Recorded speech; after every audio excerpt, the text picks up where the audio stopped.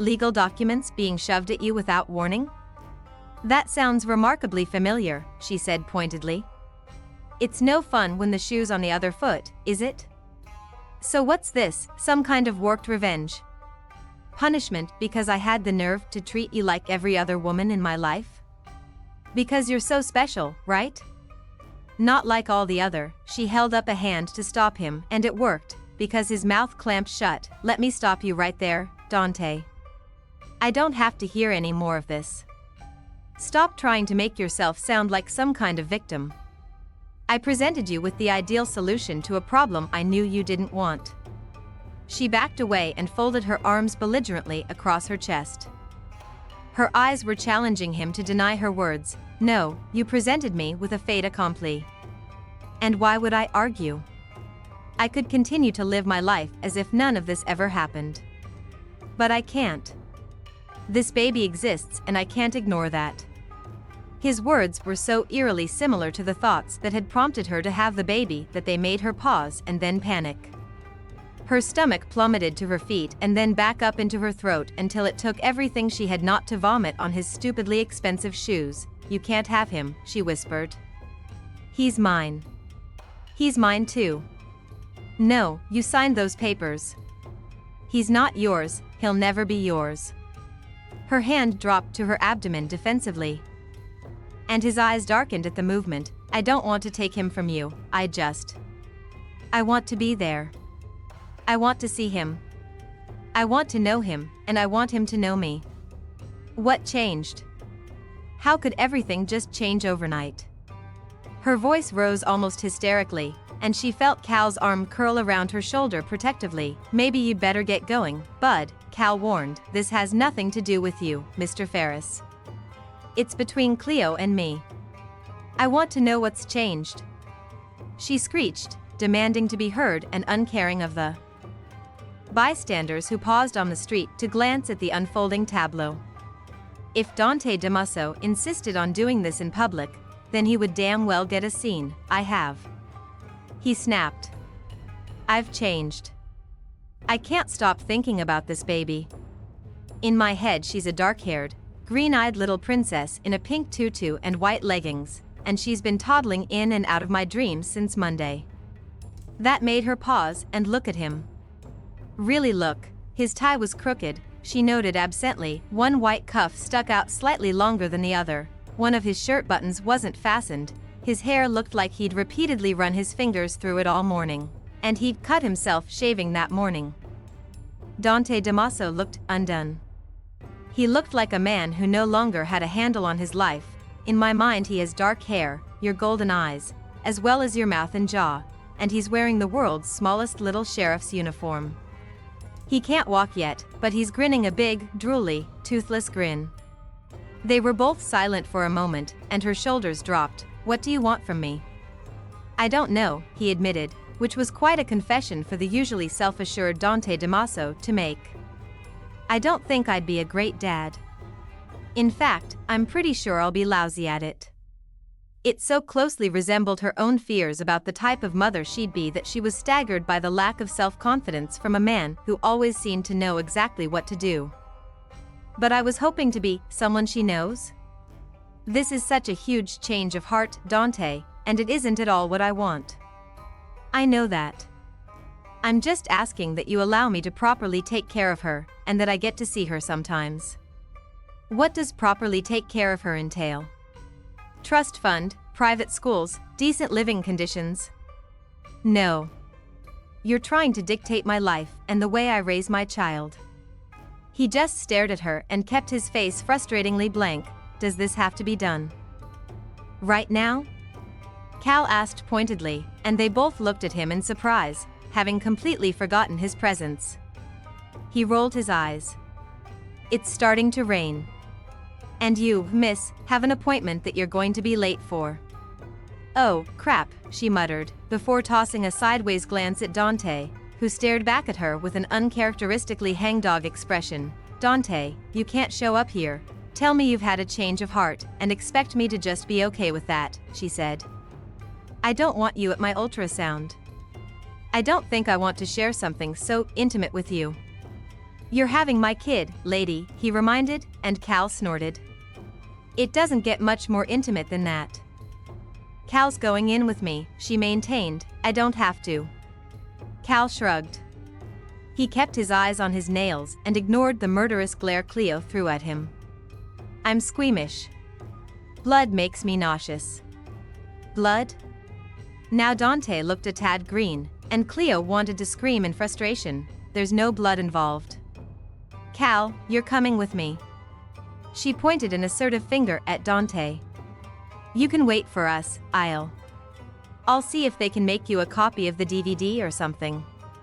You'd do that? Maybe. What the hell am I doing here? Dante sat hunched in a small, uncomfortable plastic chair, surrounded by women in various stages of pregnancy.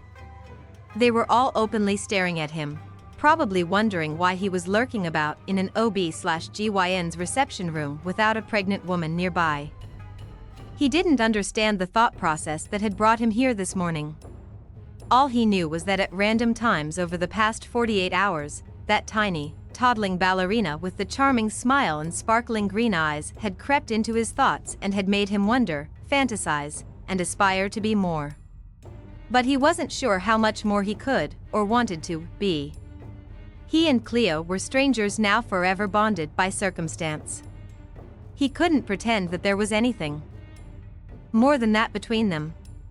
What he knew about the woman could fill a thimble, and he really had no wish to get to know her, but he had discovered a weird desire within himself to know that baby. As a result, he would have to find a way to work out an amicable arrangement with Cleo. He had closed more difficult deals than this in the past. Every problem had a solution, and he was confident he would find the solution for this problem too. He just had to find a way to convince Cleo that his way was the best course of action. If only he knew what the hell his way was. He drives me crazy, Cleo complained to Cal as she lay down on the examination table as per the ultrasound technician's instructions. Don't think about him now, Cal said. You're about to see your baby for the first time. Where's your sense of awe and occasion? Her eyes misted over at Cal's words, and she felt guilty for her initial reluctance to have him join her for this. He sometimes said and did the perfect thing at the perfect time. She should be excited, she should be awed. She'd been waiting for this moment since she decided to keep her baby, and Dante Damaso was not going to ruin it for her. She reached for Cal's hand, offering him a watery smile as the technician applied the cold gel to her abdomen and stomach. She sucked in a breath at the unpleasant sensation. This is the transducer, the technician Julia explained as she held up the wand. I'll run it over your tummy to capture the images. I'll measure the fetus's size today so that we can more accurately estimate the due date. We'll check baby's heartbeat, make sure everything's in order, and, do you want to know the sex? No, Cleo said, decisively. I want to be surprised. No problem. Julia smiled. Don't push down too hard with that thing, okay? Cleo warned, and the other woman chuckled. My bladder's about to burst. She wasn't feeling very comfortable at all, thanks to all the water she had to drink over the last hour in preparation for the test. You have no idea how often I get that warning, Julia replied. Are you ready? Yes. Cleo nodded and watched as she lowered the wand. Wait. Julia's hand stopped its descent just an inch away from her belly, and Cleo sighed. She was such a sucker, Cal, she whispered. Maybe we should. You want me to fetch him? Cal asked, would it be okay if we got someone else in here? She asked Julia, whose eyebrows rose before she shrugged and nodded. Cal, tell him he doesn't get to speak. He gets to stand quietly at the door while I pretend he's not there. Mature, Cal muttered. Shut up, she responded without heat. It didn't feel right to leave Dante sitting out there, even though she still didn't want him involved in her pregnancy. She was so confused and really just acting on a gut instinct right now. After all, her own reaction upon learning of her pregnancy had also been disbelief followed by a complete and utter rejection of the very idea of a baby, but she'd changed her mind and nobody had judged her for it. Was it really so inconceivable that perhaps Dante also, after getting over the initial shock, now had similar feelings. He had signed papers basically renouncing his right to this child, but would it be fair to enforce that document? It wasn't just Dante she had to consider. She had to do the mature thing and think about her baby as well. Surely having Dante around would do more good than harm. The door opened and Cal came in with Dante trailing meekly behind him. Cleo heard Julia's breath catch slightly at the sight of him and felt a little sorry for her. Dante Damaso's overwhelming physical presence was hard to take without advance warning. Just standing there, trying desperately to look timid and unassuming, he exuded sexual magnetism and supreme self-confidence. Seriously, it was like someone had set a leopard in among the house cats, and it turned Julia into a giggly girl. "Okay," Julia squeaked, self-consciously pushing a strand of hair behind her ear. "Are we ready now?" "Yeah, go ahead." "Right." Julia was all business again, despite the flush highlighting her cheekbones. "Let's see what we can see." She shifted the wand about, pausing in some places, skirting over others, and Cleo, Cal, and Dante all stared at the monitor in fascination as the grainy image began to form right in front of their eyes. "Ah, there we go, beautiful. Look at that little heart beating away." She pointed to a blurry, twitching smudge on the screen and smiled, taking a couple of notes before looking back up. "There's the forehead. And down here's where the nose is forming. Look at that little jaw and mouth." It looked like nothing human to Cleo, and much as she squinted and twisted her head this way and that, the picture made no sense to her. "Looks like an alien." Cal shrugged, unimpressed. "Are those arms and legs?" He who should have remained silent asked. "Yes." Julia pointed to a couple of white blobs on the monitor, and suddenly the image took shape and made sense to Cleo. She gasped and her hands flew to her mouth as she really saw her baby for the first time. "Oh my God." The shaky exhalation came from Dante, who was staring at the monitor as an expression that could only be described as absolute wonder lit up his handsome features. His eyes drifted to Cleo's and held them. He seemed to be telling her something, and in the midst of all the joy and awe, a distinct chill settled in Cleo's chest. He looked determined, as if seeing the baby's image had served to strengthen an unknown resolve. And for the first time, Cleo knew that if Dante decided he wanted this child, no force in heaven or hell would stop him. All her precautions and cleverly worded legal documents meant nothing to a man with his resources. She felt like a complete fool for allowing him back into her life again. "She's moving," Dante was saying, his voice trembling slightly. "Jesus, look at her wriggle. I never imagined her moving around in there. Hey, look at the ribs." "Are those ribs?" Cal asked, sounding a little more enthused now that he could see more. "Cristo," Dante swore shakily. "It's so much clearer than I'd imagined." He had moved a lot closer and was standing right next to the bed, his eyes glued to the monitor and his face wrapped. "Can you determine the gender from this scan?" Really, for someone who should have stood silently in the corner, he was starting to take over the appointment a little, and the only reason Cleo didn't warn him to back off was because she was interested in the answer. "Sometimes we can tell at this age," Julia said. "But with this one it's a little hard to tell for certain." "And everything's okay?" he asked, his attention still riveted to the monitor. He barely bothered to glance at Julia while asking the questions. "Perfectly fine, from what I can tell. That right there is a beautiful, healthy, 13-and-a-half-week-old fetus." 13-and-a-half? Not 14? He asked, and Julia nodded, which meant that the baby had likely been conceived on their last or next to last night in Japan. He glanced up at Cleo, who caught his eye and shrugged, "So maybe she hasn't been practicing her frowns yet. But she has all of next week to work on those." His lips tilted upward at her words. "I'm thinking if it's a girl, you may want to consider naming her Daisy," he said, his eyes sparking with mischief, and she went fiery red as she recalled those damned Daisy Duck boy shorts he'd been so taken with that last night. "No comment," she replied, and his lips quirked at the corners as he looked back up at the monitor. Cleo's eyes lingered on his profile for a few moments longer, charmed, despite herself, at how very entranced he was by the wriggling image on that screen. They spent another 10 minutes exclaiming and marveling over the various features and body parts they could identify, while Julia took down the fetus's vital statistics and answered the myriad questions Dante seemed to have for her. He asked questions that would never even have occurred to Cleo. Julia had gotten over that first fluttery reaction pretty quickly and now treated him the way she probably did most expectant fathers, giving each question a measured and intelligent response and never once showing the slightest sign of impatience. All three of them were a little woebegone when she finally switched the monitor off and the baby's image disappeared. "I know it's tough to say goodbye," Julia sympathized, "but I'll have a DVD and stills made for you." "Well, your baby seems to be happy and healthy, Miss Knight. You can arrange next month's appointment with Dr. Klein at the reception desk. How many copies of the DVD would you like?" "2," Dante replied before Cleo could respond, and Julia nodded and happily made arrangements with Dante for the delivery of the DVDs. Cleo couldn't help but feel a bit sidelined.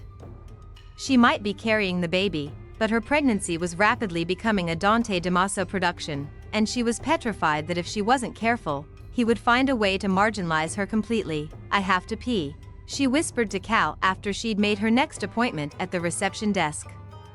"I'll meet you at the car." She handed him her car keys so that he wouldn't have to wait in the rain, and turned to Dante, who'd watched the whispered exchange in interest. "I'll call you later," she told him. "We have to make arrangements to meet with our attorneys present about modifying our previous agreement." She turned away to rush to the closest lady's room, not waiting for him to acknowledge her words. She half expected him to still be waiting for her when she finished 5 minutes later, and she was relieved to see no sign of him in the reception area upon her return. She waved to Viv, the receptionist, as she dragged on her lightweight denim jacket on her way out the door. She was so preoccupied with fixing one of her jacket sleeves that it took her a while to notice her car was missing. She glanced up and stopped in the middle of the sidewalk, still absently trying to force her arm into the jacket sleeve while she stared blankly at the spot where her car should have been. She frowned in confusion before glancing up and down the road. Maybe she was mistaken about where she'd left it. There was no sign of the nondescript, faded blue hatchback. Maybe Cal had moved it. But why would he? The spot had been ideal. She was still trying to figure it out when a hand descended on her shoulder. She nearly jumped out of her skin in fright, and if she hadn't just emptied her bladder, she would have embarrassed herself even further. She swung around to confront her accoster and only marginally relaxed when, predictably, Dante Damaso stood behind her. "I didn't mean to scare you," he said apologetically. "Yeah? Then stop sneaking up on me," she griped. She was still furiously trying to get her arm into the damned jacket when he took hold of her wrist and gently guided it into the errant sleeve, dressing her like he would a small child. "I suppose you have something to do with Cal's disappearance," she said. Once she had her jacket on properly, "You don't have to make it sound so ominous," he replied. "I just told him that we needed to talk and that I'd drive you home." "Don't worry." He issued all the warnings a dutiful friend would, but recognized that you and I have a few unresolved issues to take care of. "Well, I suppose we'd better get this over with, then." Cleo couldn't help the surliness that crept into her voice.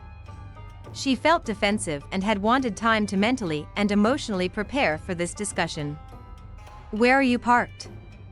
Dante watched Cleo animatedly chatting and laughing with James, his driver. They were discussing James's grandmother's chocolate fudge cake, which was apparently to die for. Although how the hell Cleo knew that was anybody's guess.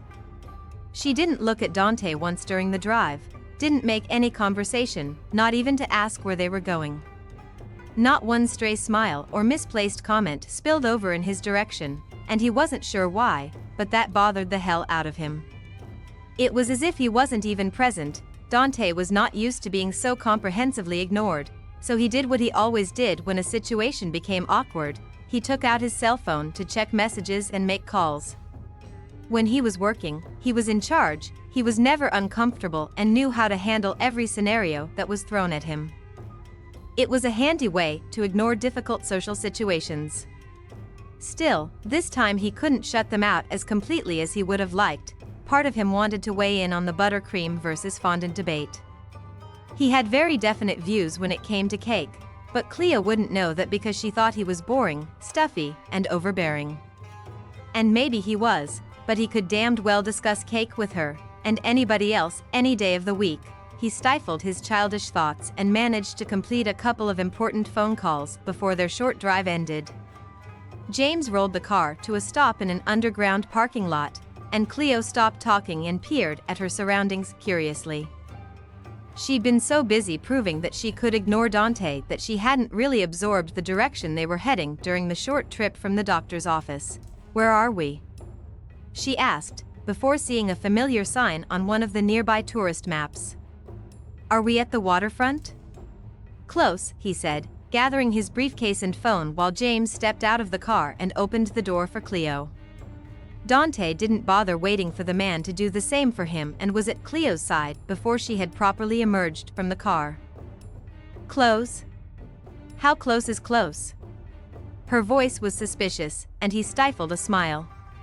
He liked this prickly side of her, even though it also frustrated the hell out of him. Close enough. He kept his responses short and cryptic, partly because he knew it would piss her off, and partly because he didn't want her freaking out before he got her where he wanted her. "I thought we could have a late lunch and talk." She hesitated, and he sighed before gently taking hold of her elbow. "Cleo, try to trust me, okay? What the hell do you think I'm going to do to you? We need to have an uninterrupted talk, that's all." She just stared at him, and he sighed before steering her toward the express elevator to his penthouse apartment. "James, I'll call you when I need you to take Miss Knight home," Dante said once he and Cleo were safely aboard the lift. James nodded, his expression serious and businesslike once again. "What restaurant are we going to?" she asked, her voice alive with doubt, and Dante squeezed his eyes shut before confirming her suspicion. "No restaurant. I brought you to my apartment. We can talk there."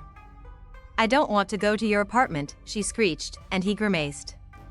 "Let me off at the next floor." "Where are the buttons for the other floors?" "Cleo, come on. Don't be silly." "Oh, sure, now you use my name, when you have me trapped in this creepy one-button elevator. Is that supposed to reassure me? Are you using my name to create a rapport with me? What the hell are you talking about?" he asked, trying, and failing, to keep the exasperation out of his voice. "That's what kidnappers do, right? Try to create a rapport with their victims?" They'd reached the penthouse floor, and Dante shook his head and stepped into the elegant lobby, leaving her to frantically push at the single button in the elevator. "It won't work," he told her after her third desperate jab. "It's coded to accept only my fingerprint." Of course it was. She was so pissed off. Bringing her to his place was a sneaky thing to do. She would really rather speak to him on neutral ground or on her own territory. And she had a feeling he knew that. This didn't bode well for future amicable relations.